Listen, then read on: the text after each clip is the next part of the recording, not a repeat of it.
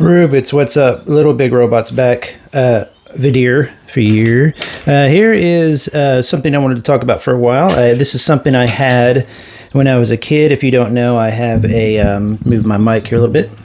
I have a list of white whale toys that I go after. White whale toys is the term for a toy that you know exists, that you had it as a kid or at some point, and it is, you haven't seen it since. A Holy Grail toy is a toy that you imagine is existing, or you would like to imagine it's existing. You would like it to exist.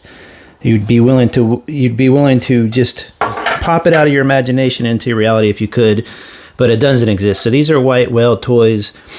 This is from 1982 from a company called Arco. If you're younger, you probably have, I don't know if Arco does anything. I don't think they do anymore. This was a good example of some of the weird toys I had as a kid. You would find these in like a bag in your Toys R Us or your, I don't know where else, it's a KB Toys, stuff like that, for $1.99. And it came with this little castle and the lid. I don't have the lid. I got it off of eBay, and a lot of them don't have the lid. If you do get the lid, they cost a lot more.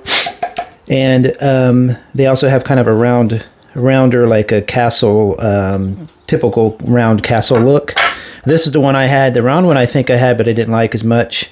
So I'll either get somebody to 3D print me a lid, or I will buy the lid separately from somebody, or eventually buy one sealed. I don't know. And it basically was just a container full of monsters like this. You can see some of the really nice designs and molds. I was gonna say on the bottom, it looks like Hong Kong. Made in Hong Kong. Okay. Not a date, but they were from 82. I would have been 8 years old, something like that. And I had all of these. I don't remember all the colors they were in, but I can show you here in a second.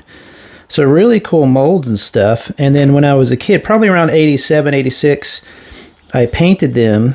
I got into Warhammer 40,000 in 86 or so. One of the very first, in fact, the very first box set of Space Marines, and then the rule book, which was Rogue Trader, and then I got later into Epic Scale.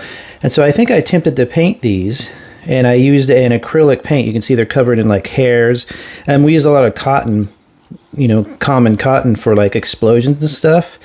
So that's why you can see some hair stuck. But that paint job really isn't that bad if you look at it. It's kind of cool.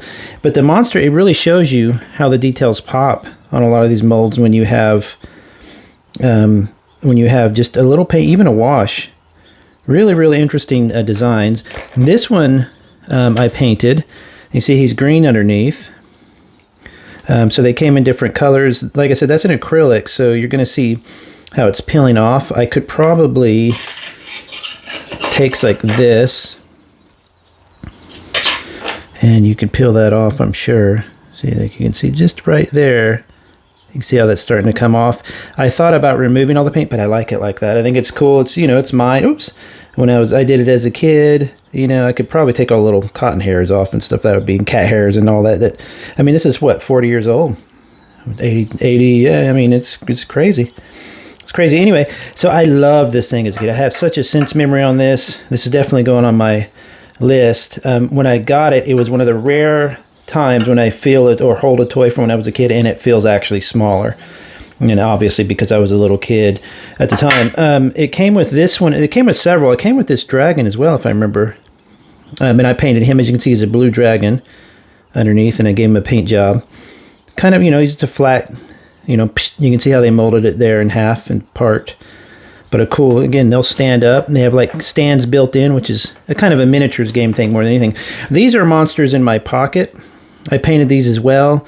That one was definitely peeled off a lot more, like a Quasimodo type.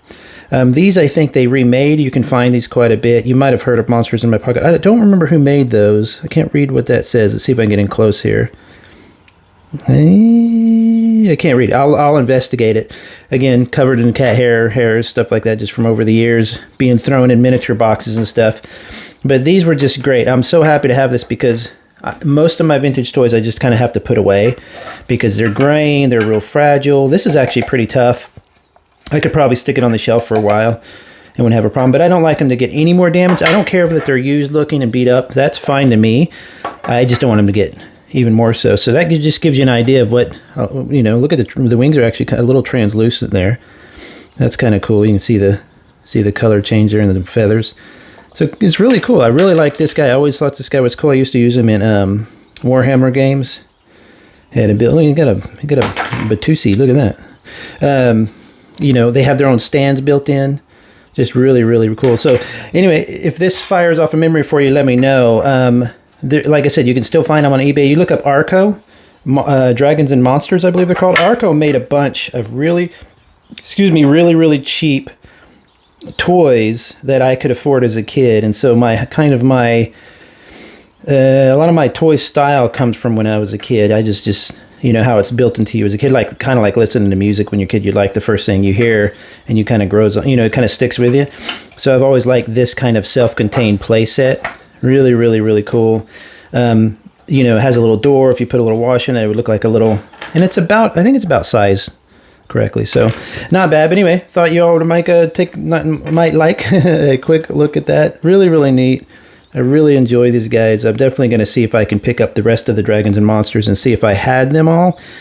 Some of them that I see on eBay, I don't remember. So I think they came with maybe 4 or 5 or 6. And they maybe made like 12 or so. So really cool. Anyway, enjoy everybody. Talk to you later. Bye-bye.